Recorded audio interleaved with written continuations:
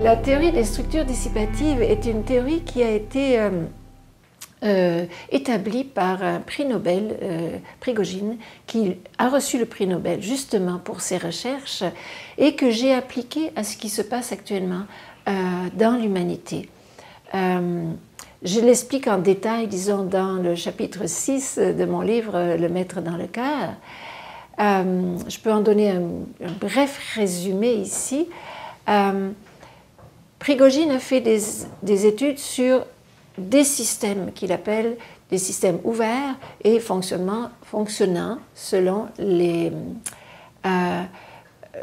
principe des structures dissipatives. Alors, pour faire un bref résumé, je dirais que l'humanité est peut-être considérée comme faisant partie de ce genre de système ouvert. Et ces systèmes ouverts et ces structures dissipatives ont une façon d'évoluer qui est très spécifique. Et c'est ça, ce en quoi consiste son étude. Donc, cela peut être une planète, ça peut être une cellule, ça peut être un organisme, ça peut être n'importe quoi, mais l'humanité est un système ouvert.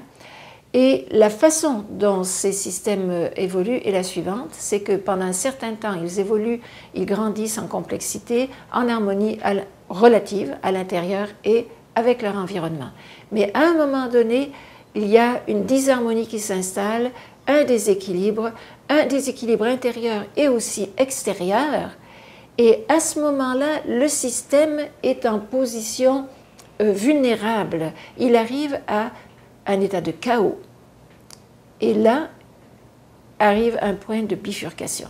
Et c'est ça qui est intéressant, c'est que à ce point de bifurcation, le système a seulement deux possibilités. Soit il se détruit lui-même et disparaît dans l'environnement, ou bien, deuxième possibilité, il se restructure, mais complètement différemment, à partir de lois complètement différentes de celles qu'il utilisait précédemment.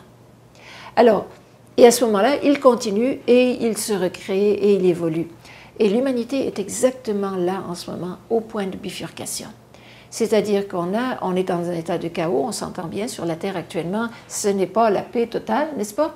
Donc, il y a un chaos général, on est là et on a deux possibilités, soit de s'autodétruire, effectivement on a tout ce qu'il faut pour s'autodétruire au niveau atomique, au niveau écologique, on peut avoir cette position-là, cette possibilité qui se réalise, mais on a aussi la possibilité de se recréer, c'est-à-dire de restructurer notre système humain, disons, différemment, restructurer toutes nos sociétés, nos gouvernements, notre organisation planétaire, mais il va falloir que ce soit à partir de principes complètement différents.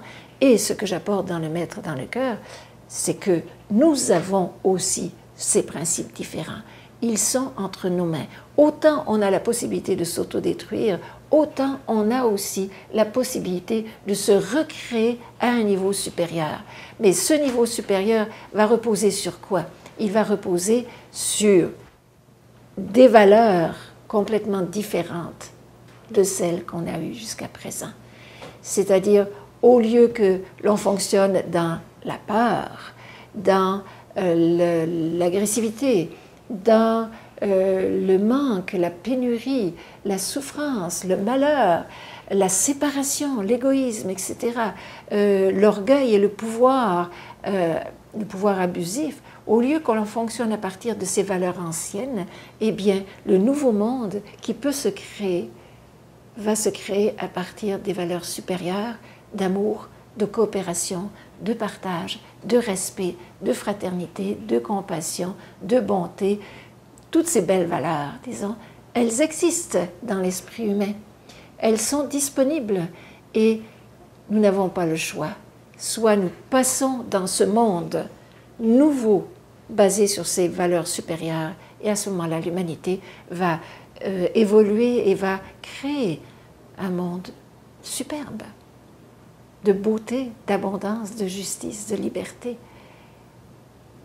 Mais si nous ne faisons pas cela, cela risque de tourner mal. Mais je pense que cela ne tournera pas mal parce qu'il y a beaucoup de personnes déjà qui sont prêtes à vivre à partir de ces valeurs supérieures. Ce n'est pas tout le monde encore, mais tranquillement, de plus en plus de personnes sont intéressées à vivre dans un monde différent. Vous êtes positive à le respect? Oui, oui, oui. Et je travaille pour cela. Pour ça, nous travaillons pour cela. Exactement, nous travaillons pour cela. On met toute notre énergie, et notre amour et notre disponibilité pour aider ce passage dans un monde nouveau. Il faut que nous soyons nombreux pour que ce passage puisse se faire, c'est sûr, mais on peut le faire. Si on est assez nombreux, il va se faire, ce passage. Vous pensez que nous avons déjà la masse critique qu'on nécessite pour ça? Je ne peux pas le dire, j'aimerais pouvoir le dire. La seule chose que l'on peut dire, c'est que plus nous serons nombreux à vivre à partir de ces valeurs du cœur, justement, du cerveau, du cœur, eh bien, plus on a de chances de créer rapidement un nouveau monde, pas seulement pour nous, mais aussi pour nos enfants, nos petits-enfants et nos générations futures.